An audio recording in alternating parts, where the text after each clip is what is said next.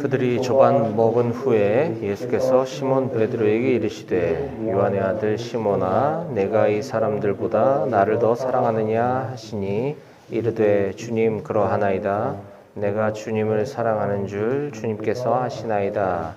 이르시되 내 어린 양을 먹이라 하시고 또 두 번째 이르시되 요한의 아들 시몬아 내가 나를 사랑하느냐 하시니 이르되 주님 그러하나이다.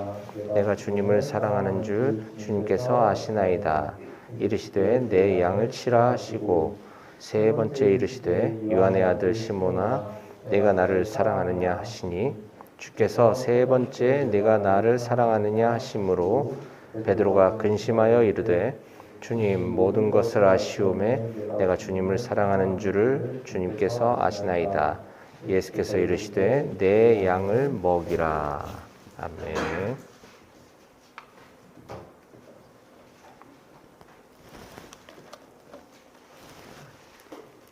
오늘 주님을 사랑하십니까? 라는 제목으로 목사님께서 말씀 전해주시겠습니다. 네, 감사합니다. 예, 찬양팀으로 또 예배위원으로 섬겨주신 우리 모든 군종병들과 또 우리 간부님들께 감사드리고요. 여기 불 좀 켤 수 없나요? 내가 좀 얼굴 시커멓게 나오지 않아요? 괜찮아요? 관심 없어요? 네네네. 하나면 더 좋을 것 같아요. 이게 나오나? 예, 일주일 동안 잘 지냈나요? 예. 잘 지낸 것 같기도 하고 목소리 힘을 보면 잘 못 지낸 것 같기도 하고 좋습니다. 우리 지난 주일에 요한복음 21장 1절부터 14절까지 본문 말씀을 가지고 나의 영적 상태와 상관없이 늘 내 곁에 계시는 예수님이라는 제목으로 말씀을 나눴었습니다. 이제 그 요한복음 연속 강의 설교가 이제 거의 마무리되어 가고 있어요. 지금 맨 마지막 장 지금 이제 후반부를 오늘 나누고 있는데 우선 오늘 15절부터 시작되는 이 본문은 요한복음 21장 맨 마지막 장으로서 요한복음 21장은 요한복음 전체의 부록, 별책 부록과 같은 부분이다라고 말씀을 드렸었습니다. 이미 요한복음 20장 마지막 절인 20장 31절에 요한복음을 기록한 목적을 결론처럼 딱 내려놓고 21장에 또 새로운 이야기가 시작되기 때문이죠.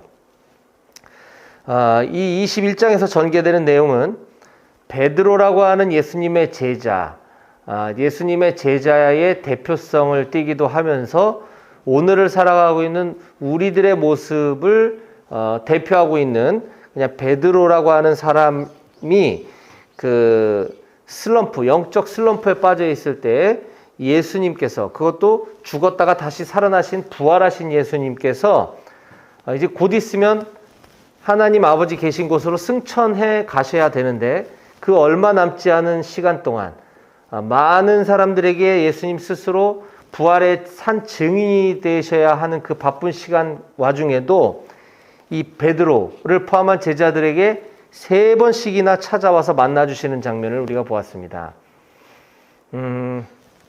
예수님의 제자들은 스승인 예수님이 십자가에 죽으시고 큰 충격에 빠졌다가 다시 살아나셔서 제자들 앞에 나타나신 것을 두 눈으로 목격했을 때 얼마나 큰 충격과 놀라운 일이었을까라는 걸 우리 한번 상상해 봤어요.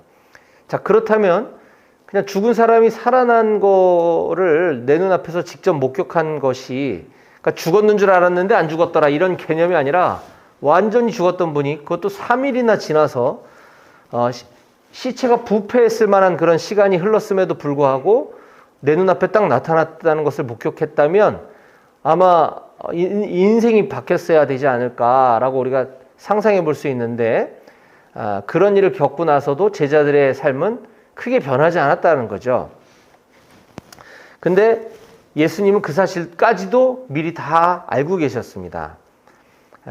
제자들이 쉽게 바뀌지 않는다. 인간은 본질상 죄인이기 때문에 그렇게 쉽게 변하지 않는다는 걸 알고 계신 예수님께서는 친히 제자들에게 직접 3번씩이나 찾아가서 만나주시고 그들의 영적인 회복을 위해서 도와주시는 모습이 우리가 지난 시간에 나눴던 내용입니다.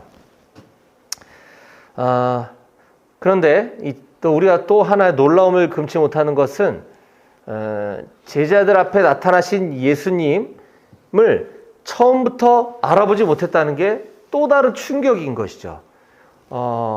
그들은 저와 여러분들 관계처럼 일주일에 한 번씩 나타나서 잠깐 1시간 예배드리고 사라지고 이런 관계가 아니라 3년을 같이 동고동락하면서 먹고 마시고 잠도 같이 자고 이랬던 관계인데 어떻게 못 알아볼 수가 있나. 이게 참 어떻게 보면 우리가 볼 때는 답답하고 한심하게 보여질 수도 있겠지만 이것은 오늘날 우리들의 모습과도 별반 다르지 않다라는 거예요.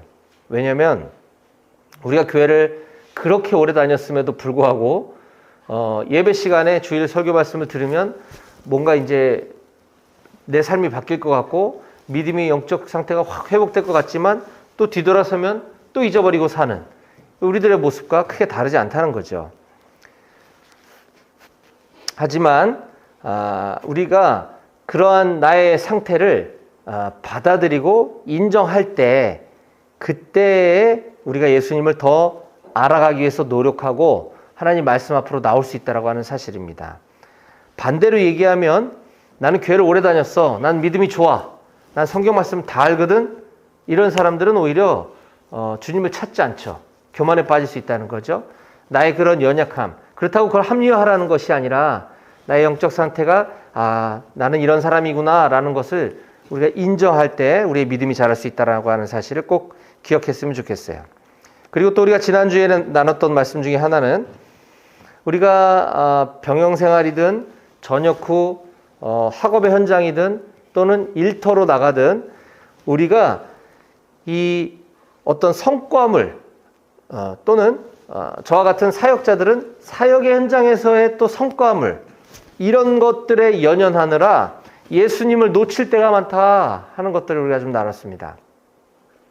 사역자들은 뭐 우리 교회에 뭐 몇 명이 나왔니, 뭐 세례를 몇 명을 내가 했니, 뭐 이런 것들이 이를테면 사역의 성과물이 될 수 있겠죠. 여러분들 입장에서는 내가 뭐 사역을 잘하고 물론 잘해야죠. 또는 내 제대하고 내가 열심히 공부해서 뭐 성적을 잘 받았는 거 이런 것들 다 좋습니다. 그거를 하지 말라는 게 아니라 이것이 예수님께서 나와 함께 하시기 때문이다라고 하는 사실을 우리가 놓치지 말아야 한다는 거예요. 지난주에 우리가 나눴던 본문에 보면 예수님의 제자들이 영적 슬럼프에 빠져서 고기 잡으러 나가서 밤새도록 고기를 잡았지만 한 마리도 못 잡았다고 성경이 기록하고 있습니다. 이거는 이 기적이에요. 못 잡은 건. 왜냐하면 베드로는 베테랑 어부 출신이었거든요. 그가 고기가 어디에 있는지 몇 시에 출몰하 이런 다 아는 베드로가 밤새 고기를 잡았는데 한 마리도 못 잡았다는 건 놀라운 일입니다. 기적입니다. 이때 예수님께서 배 오른편에 그물을 던지라 라고 해서 던져봤더니 엄청난 고기를 잡은 거죠. 자, 그러자 예수님은 이미 제자들은 못 알아봤지만 예수님은 뭇에서 그러니까 육지에서 숲을 피워놓고 떡과 생선까지도 미리 다 준비해서 조반을 차려놓고 계셨습니다. 그리고 예수님이 자 너희가 잡은 고기 좀 가져와라 이렇게 얘기했을 때 이 베드로는 그냥 고기 가지고 오면 되는 걸 가서 일일이 그 자기가 잡은 물고기를 세고 앉았다라고 그랬죠. 그랬더니 작은 물고기 빼고 큰 물고기만 153마리, 153마리를 잡았다고 성경이 증언해주고 있습니다. 이게 153마리를 잡았다는 게 중요한 게 아니라 예수님은 그저 자 잡은 고기 가져와라 라고 했을 뿐인데 거기서 그거 세고 앉았다는 것은 내가 얼마나 잡았는지 성과물에 연연하고 있었다는 것이죠. 이때 베드로가 했어야 되는 일은 예 예수님 제가 얼른 가서 그 물고기 가져오겠습니다 라고 했으면 되는 거예요. 그리고 왜 가져오라고 하셨을까? 무슨 말씀을 하시려고 했나? 예수님을 바라보고 예수님께 귀를 기울였어야 하는 베드로는 결국 거기서 고기 세고 있었다라고 하는 것을 우리가 살펴봤습니다. 자, 이제 그렇게 연결되고 있는 오늘 본문 말씀은 그렇게 연약한 베드로에게 예수님께서 좀 더 그런 베드로를 깊이 있게 만나서 대화를 나누시면서 회복시켜 주시는 장면을 좀 살펴보려고 합니다. 오늘 저는 사실 요한복음 21장 15절부터 마지막 절까지 다 끝내려고 했는데 이게 좀 너무 중요하고 비중 있는 말씀이라 이 부분 좀 따로 나누고 다음 주에 마무리하는 게 좋겠다라는 좀 생각이 들어서 주중에 제가 설교를 준비하다가 조금 바꿨어요. 자, 지금 베드로는 스승인 예수님께 대하여 마음의 빚을 갖고 있었습니다. 무슨 말이냐면 베드로는 소위 크고 작은 사고들을 많이 치고 다니는 사고뭉치 제자였어요. 근데 그런 베드로를 예수님이 처음 만나서 제자로 삼으실 때 하신 말씀이 너는 앞으로 반석이라고 불리게 될 거야 라고 말씀해 주시고 이름을 바꿔 주십니다.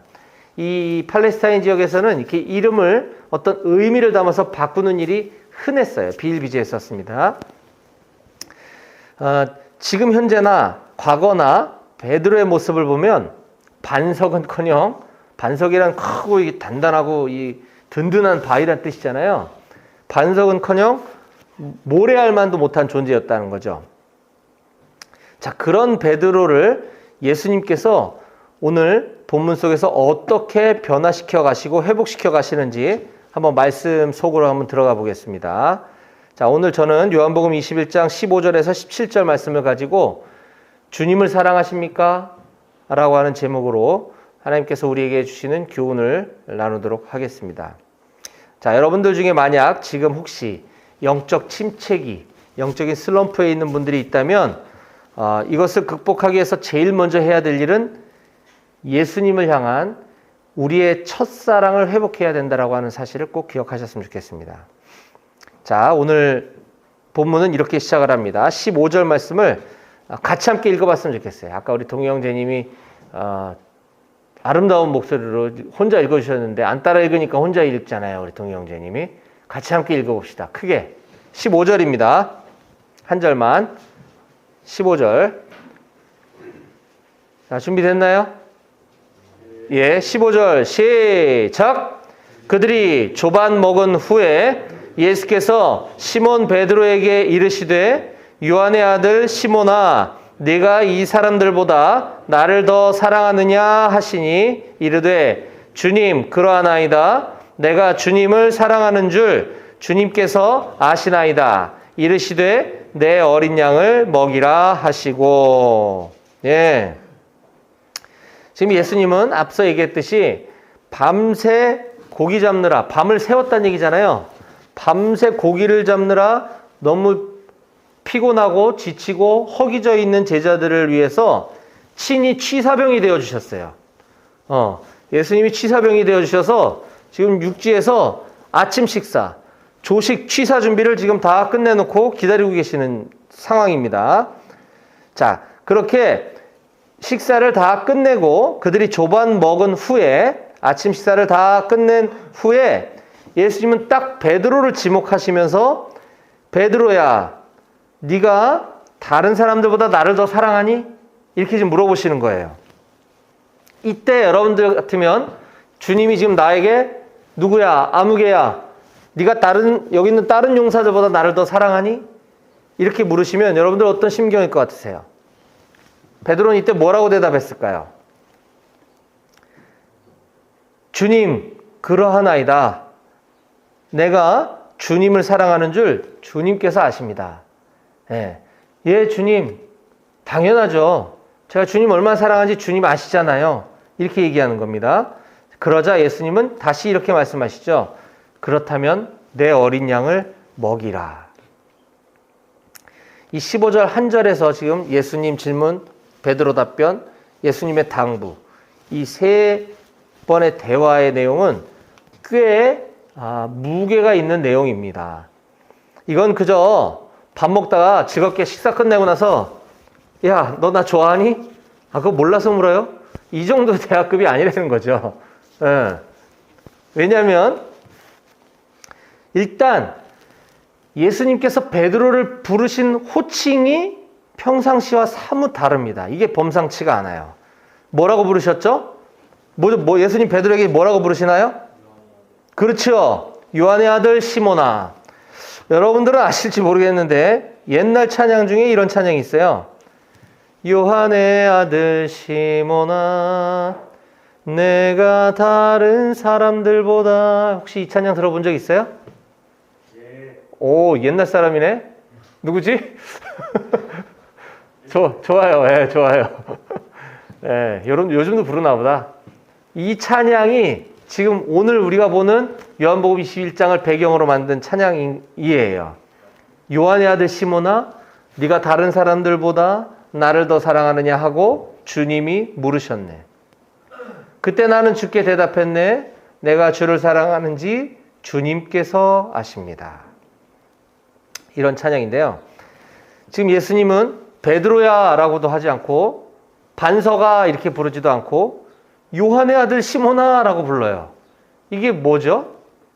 왜 이렇게 불렀나요? 이게 원래 베드로의 이름이었죠. 처음 예수님을 만났을 때 요한복음 1장 42절에 보면 예수님이 처음 베드로를 만났던 장면에서 이렇게 말씀하십니다. 자, 데리고 예수께로 오니. 자, 요한복음 1장 42절을 한번 찾아볼 수 있는 분 한번 찾아봤으면 좋겠어요. 요한복음 1장 42절. 이게 누가 지금 데리고 왔냐면 예수님이 안드레를 먼저 만나서 제자로 부르셔요. 그리고 안드레의 형제가 베드로거든요. 그러니까 안드레와 베드로의 아버지가 요한이겠죠. 예, 이 요한은 이 요한복음을 기록한 요한이 아니고 또 다른 동명이인이에요. 이게 성경이 이 이름이 다 거기서 거기야. 그러니까 헷갈려 우리가 엄청. 어쨌든 요한이라고 하는 잘 모르겠는 사람이 있어요. 그 사람의 아들이 안드레가 있고 안드레 형제가 베드로다 또는 시몬이다라는 거예요. 그래서 안드레를 먼저 만나주신 예수님. 안드레가 예수님 만나고 와서 내가 주님을 만났다. 내가 그리스도를 만났어 하고 베드로에게 형제한테 이렇게 얘기하고 그를 데리고 예수께로 온 상황이에요. 42절 예수께서 보시고 이르시되 네가 요한의 아들 시몬이니 장차 게바라 하리라 하시니라. 게바는 번역하면 베드로라. 이게 반석이란 뜻이죠. 자, 너 요한의 아들 시몬이지? 너 장차 게바라고 부를 거야. 너 이름은 이제부터 게바야. 예, 이 게바라는 말은 베드로라는 뜻이라 그랬어요. 자, 이때 예수님이 이미 너는 반석이 될 거야 라고 얘기해 주는 장면인 거죠. 그리고 나서 성경은 단 한 번도 예수님이 베드로에게 시몬아 또는 요한의 아들 시몬아 이렇게 부르신 적이 없어요. 그때부터는 게바야 혹은 베드로야 이렇게 부르다가 지금 한참 지나서 3년 반을 같이 지내고 예수님 십자가에 죽으시고 다시 부활하시고 이제 얼마 있으면 헤어져서 승천하실 그 시기 직전에 다시 옛날 그 호칭을 꺼내고 계시는 거예요. 요한의 아들 시몬아. 왜 그러셨을까요? 바로 베드로가 지금 가지고 있는 예수님과의 그 추억을 상기시켜 주시려고 그때 첫 만남, 첫 장면을 떠올려 주시려고 일부러 그렇게 호칭을 부르신 거죠. 사랑하는 여러분, 여러분들 중에 예수님을 나도 만났던 경험이 있다. 내가 예수님을 깊이 깨달았던 경험이 있다 하는 분들이 혹시 계실 거예요. 뭐 우리 군인교회든 아니면 군에 오기 전에 다니던 교회를 설교 말씀을 듣다가 또는 내가 성경을 읽다가 또는 기도 중에 또는 학생부, 청년부 수련회 가서 뭐 예수님을 뜨겁게 경험했던 우리 청년들이 아마 있을 겁니다. 이 중에. 그로부터 세월이 한참 지나 군의 나라의 부름을 받고 이곳 머나먼 강원도 두메산골 철원이라고 하는 이 낯선 땅에 와서 하루하루 이제 군생활 전역하는 날만 기다리느라 자칫 그 예수님을 만났던 그때 그 감격, 그 첫사랑을 잃어버리고 있지는 않는지 한번 자신을 돌이켜봤으면 좋겠어요. 만약 그렇다면 오늘 이 시간에 이 예배를 통해서 우리 주님과의 사랑이 회복되시기를 축복합니다. 자, 그 다음으로 우리가 살펴보고 싶은 것은 나를 향한 주님의 사랑. 그러니까 주님이 나를 사랑하시는 것은 언제나 내가 주님을 사랑하는 것과는 비교조차 할 수 없다는 거죠. 자, 예수님은 의도적으로 베드로를 향해 게바야 혹은 베드로야 라고 부르지 않고 요한의 아들 시몬아 라고 부르셨다 그랬어요. 자, 그리고 나서 진지하게 베드로에게 이렇게 물어보십니다. 네가 다른 사람들보다 나를 더 사랑하니? 이에 대한 베드로의 대답은 주님 그렇습니다. 제가 주님을 사랑하는 줄 주님께서 아시잖아요. 라고 대답했다 그랬어요. 자, 그런데 이 질문에 대한 대답에 예수님 크게 만족하지 않으셨는지 두 번 더 똑같은 질문을 하십니다. 15절에 했던 질문을 16절에 또 하고 17절에 또 하셔요. 토시도 안 틀려요. 요한의 아들 시몬아, 네가 나를 사랑하느냐? 요한의 아들 시몬아, 내가 나를 사랑하느냐? 요한의 아들 시몬아, 내가 나를 사랑하느냐? 15, 16, 17절에 반복해서 물어보십니다. 왜 그러셨을까요? 예수님 도대체 왜 술도 안 드셨는데 했던 말 또 하고 했던 말 또 하고 했던 말 또 하시는 걸까요? 네. 네가 나를 사랑하느냐? 이 사랑이라는 단어를 우리가 좀 볼 필요가 있는데 이때 사랑의 단어는 크게 세 가지가 있었습니다. 세 가지. 먼저는 신적 사랑. 신적 사랑의 표현인 아가페. 아가페라는 말 들어봤죠, 여러분? 아가페 기독교 출판사 아가페 서점 이런 거 들어봤잖아요. 그죠? 아가페라는 말이 사랑이라는 단어예요. 근데 신적인 사랑을 의미하는 거죠. 신이 사랑하는 그 사랑이 아가페적인 사랑이고, 두 번째 사랑은 필레오라고 하는 사랑이 있어요. 필레오. 그건 뭐냐면 친구 간의 우정, 우리 사람들 간의 사랑, 이런 것들을 필레오라고 얘기를 합니다. 아가페하고는 좀 수준급이 다르죠. 그 다음 세 번째 사랑은 우리가 많이 아는 것처럼 남녀 간의 사랑, 에로스. 아가페 또는 아가파오 또는 필레오, 그 다음 에로스. 이렇게 세 가지 사랑으로 구별이 돼요. 자, 대략 구별이 이해가 되시죠? 여기까지 이해가 되죠? 예, 신이 사랑하는 신적 가장 높은 차원의 사랑이 아가페 혹은 아가파오. 그 다음에 우리들끼리 사랑하는 거, 이게 필레오. 남녀 간의 어떤 그런 성적인 사랑, 이걸 에로스라고 얘기하는 거예요.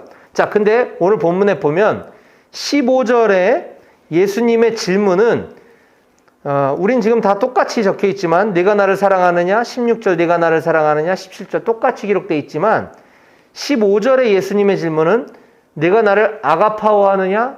이런 질문이에요. 그러자 베드로가 우리 성경에는 내가 주님을 사랑하는 줄 주님께서 아십니다라고 얘기했죠. 네가 나를 사랑하느냐? 내가 주님을 사랑하는 줄 아시잖아요. 이게 똑같은 사랑이 아니라 예수님은 네가 나를 아가페하느냐 물어봤을 때 베드로는 네, 내가 주님을 필레오하는 줄 주님께서 아십니다라고 대답을 해요. 좀 다르죠? 예. 자, 그러자 16절에 예수님은 또 한 번 네가 나를 아가파오하느냐 똑같이 물어보시자 베드로는 또 마찬가지로 예, 제가 주님을 필레오하는 줄 주님께서 아시잖아요. 이렇게 대답을 합니다. 그런데 17절이 달라요. 17절에 예수님의 질문은 네가 나를 필레오하느냐? 예수님 질문을 좀 바꾸셔요. 그러자 베드로는 여전히 똑같이 제가 주님을 필레오하는 줄 주님께서 아십니다. 베드로의 대답은 똑같죠. 근데 예수님은 두 번은 네가 나를 아가파오하느냐 물어보시고 마지막에 네가 나를 필레오하느냐라고 질문의 난이도를 좀 낮추시는 것을 볼 수가 있습니다.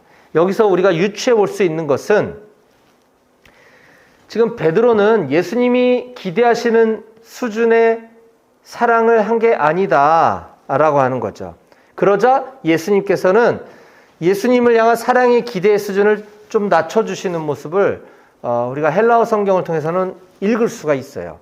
그런데 많은 부분들이 이제 여기서 이렇게 이제 해석 설교를 많이 하는데 또 다른 한편 많은 학자들은 이 요한복음 안에서 쓰여진 사랑이라는 단어의 이 아가파오와 필레오 이 두 동사는 특별한 의미 구분 없이 그냥 혼용해서 사용했다라는 얘기가 많아요. 그래서 이거를 꼭 굳이 너무 깊이 이렇게 해석 안 해도 괜찮을 것 같고, 꼭 굳이 아가파오냐 필레오냐 이거 따질 필요는 없고, 그냥 보이기에 예수님은 똑같이 물어보시다가 필레오라고 했으니까 좀 기준을 낮춰주셨나 보다. 요 정도만 우리가 이해를 하고, 거기서 더 중요한 사실은 17절에 이 예수님이 3번 질문하셨다라고 하는 이 횟수, 이 3번이라는 것이 훨씬 중요합니다. 자, 지금 17절에만 15절, 16절과 다른 아주 독특하고 이례적인 표현이 나타나요. 17절 한번 읽어볼까요? 같이 17절입니다. 같이 한번 읽어봅시다. 17절. 자, 시작. 3번째 이르시되 요한의 아들 시몬아 네가 나를 사랑하느냐 하시니 주께서 3번째 네가 나를 사랑하느냐 하심으로 베드로가 근심하여 이르되 주님 모든 것을 아시오매 내가 주님을 사랑하는 줄을 주님께서 아시나이다. 예수께서 이르시되 내 양을 먹이라. 네, 여기 17절에만 보면 네가 나를 사랑하느냐 하시니 여기입니다. 여기 주께서 3번째 네가 나를 사랑하느냐 하심으로 베드로가 근심하면서 말했다. 이런 표현이 나와요. 바로 여기입니다. 주께서 3번째 물어보심으로 베드로가 근심했다는 거. 왜 이 3번째를 강조하면서 베드로가 근심했던 걸까요? 베드로는 예수님께 마음에 빚이 있다 그랬어요. 그게 바로 이 3번에 대한 빚입니다. 3번. 베드로에게 있어서 이 3번이라는 단어는 그의 큰 과오, 돌이킬 수 없는, 회복할 수 없는 큰 잘못이 있었기 때문이에요. 자, 요한복음 13장으로 우리 조금만 앞으로 넘어가 봅시다. 13장 36절.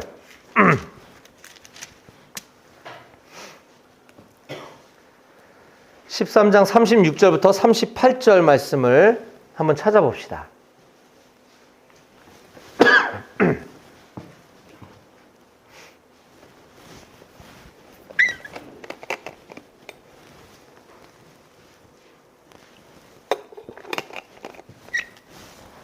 예, 찾으셨으면 제가 읽어볼게요. 요한복음 13장 36, 37, 38절입니다.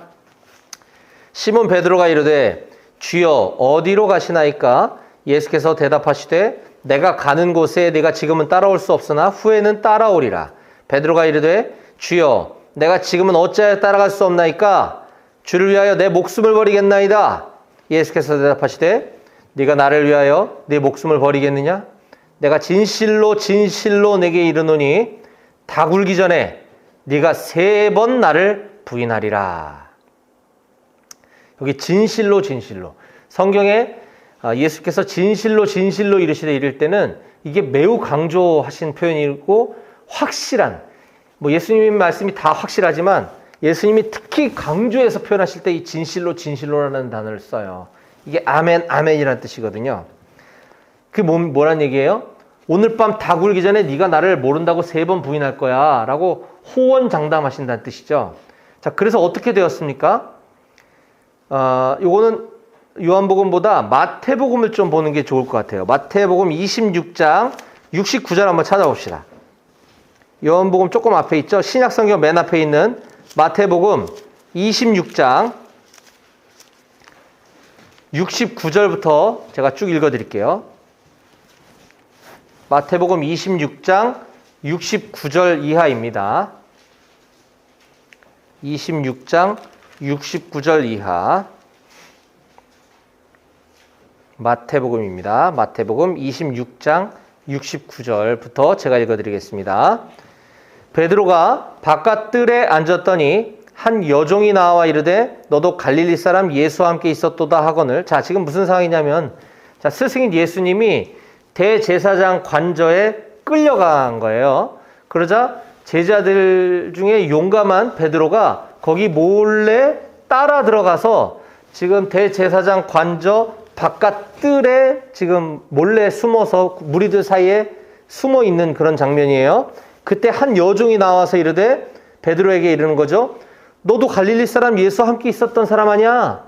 이렇게 얘기하니까 70절에 베드로가 모든 사람 앞에서 부인하여 이르되 나는 네가 무슨 말을 하는지 알지 못하겠노라 하는 거예요. 이 71절 앞문까지 나아가니 다른 요종이 또 그를 알아보고 거기 있는 사람들에게 말하되 이 사람은 나사렛 예수와 함께 있었도다 하매 베드로가 맹세하고 또 부인하여 이르되 나는 그 사람을 알지 못하노라. 나 예수는 몰라 이러는 거죠. 73절 조금 후에 곁에 섰던 사람들이 나와 베드로에게 이르되 너도 진실로 그 도당이라. 그 무리라는 거예요. 그 무리. 네 말소리가 너를 펴면 네 말투 보니까 내가 알겠는데 뭘 하거늘 74절 그가 저주하여 맹세하여 이르되 나는 그 사람을 알지 못하노라 하니 곧 닭이 울더라. 75절 이에 베드로가 예수의 말씀에 닭 울기 전에 네가 3번 나를 부인하리라 하심이 생각나서 밖에 나가서 심히 통곡하니라. 네, 이건 정말 너무너무나 드라마틱한 장면 아닙니까? 스승이신 예수님이 이제 대제사장 관저에 끌려가서 거기서 재판받으면 이제 끝이에요. 끝. 예수님은 끝나는 거예요. 근데 혹시 내가 믿고 따랐던, 내가 존경하는 예수님이 로봇 태권브이가 돼서 갑자기 이 문제를 확 해결하지 않을까? 기대 심리가 있었던 거예요. 따라갔죠. 무리들 여러 수많은 사람들 군중 속에 숨어 있었는데 이 조그만 어떤 여자애가 자기를 알아보는 거죠. 너 갈릴리 사람 예수와 함께 있던 사람 아니에요? 그러니까 베드로가 모든 사람 앞에서 부인했대, 그 사실을. 너는 지금 네가 무슨 말 하는지 모르겠어. 그랬더니 이번에 또 다른 여자아이가 이번에는 거기 있는 많은 사람들에게 일러바치죠. 이 베드로는 저 나사렛 예수와 함께 있었던 사람이에요. 그러니까 이번에는 베드로가 조금 더 강도를 높여서 아까 이 70절에는 그냥 모든 사람 앞에서 부인했다라고 했는데 72절에는 맹세하고 또 부인했다는 거죠. 나 진짜 모르거든. 내가 맹세해. 나 진짜 몰라, 저 사람. 이렇게 얘기한 거예요. 그러니까 73절에 이번에 또 다른 곁에 있던 사람들이 네 말투나 네 말소리 보니까 넌 확실해. 저 사람과 같이 있었던 무리 중에 하나야. 제자 중에 하나야. 그러니까 74절에 이번엔 베드로가 예수님을 저주합니다. 저 천벌받아 마땅한 사람, 저 죽어야 마땅한 저 사람을 내가 어떻게 하냐고요. 지금 이러고 있는 거예요. 내가 저 사람을 알면 내 손에 장을 지진다 이러고 있는 거예요. 그러자 닭이 울었고 그 닭 소리를 듣는 순간 좀 전에 했던 예수님 말씀이 생각이 난 거죠. 통곡하면서 울었대요. 베드로가 예수님을 3번이나 부인하고 맹세하고 저주했던 그 사건. 이거 어떻게 지울 수 있겠습니까? 되돌릴 수 없는 일이죠. 이 장면은 마태복음과 마가복음과 누가복음, 요한복음에 다 기록되어 있어요. 엄청 큰 사건이었던 거죠. 근데 지금 우리는 마태복음을 읽었잖아요. 근데 여기 이과 전공한 이과 출신의 의사 누가복음을 기록한 누가는 의사거든요. 이과 출신이라 그런지 굉장히 예리하게 관찰해서 누가복음에만 표현되어 있는 장면이 있어요. 자, 이것도 재밌으니까 한번 찾아봅시다. 누가복음. 마태, 마가, 누가. 여기 누가복음이에요. 22장 60절. 예, 누가복음 22장 60절. 아까 그 똑같은 장면인데 이 누가의 눈에만 보이는 게 있었어요. 누가복음이 이렇게 기록합니다. 22장 60절. 예, 누가복음 22장 60절. 제가 읽어드릴게요. 베드로가 이르되, 아까 그 똑같은 내용이에요. 3번째. 베드로가 이르되, 이 사람아, 나는 네가 하는 말을 알지 못하노라 하고 아직 말도 안 끝났을 때, 말하고 있을 때 닭이 울었대요. 예, 이것도 좀 재밌죠? 말하고 있는데 닭이 울어버린 거예요. 그러자 61절. 주께서 돌이켜 베드로를 보시니 베드로가 주의 말씀 곧 오늘 닭 울기 전에 네가 3번 나를 부인하리라 하심이 생각나서 밖에 나가서 심히 통곡하니라. 자, 61절이 중요하죠. 주께서 돌이켜 베드로를 보신 거예요. 지금 그때 바로 그때. 예. 자, 주님이 베드로를 봤는데 베드로는 못 봤느냐? 아니죠. 주께서 베드로를 보셨을 때 베드로가 그 주님의 눈빛을 본 거예요. 그러자 더 이 이게 자기의 실수와 이 잘못과 예수님이 나에게 하셨던 그것들이 막 복합적으로 생각나니까 통곡이 터져 나온 겁니다. 예수님과 눈이 마주쳤어요. 그래서 지금 오늘 본문 아까 21장 17절에서 예수님이 베드로에게 네가 나를 사랑하느냐? 네가 나를 사랑하느냐? 네가 나를 사랑하느냐? 이 세 번의 질문, 그 베드로의 흑역사, 베드로의 그 아픈 과오를 예수님이 지금 지워주고 계시는 거죠.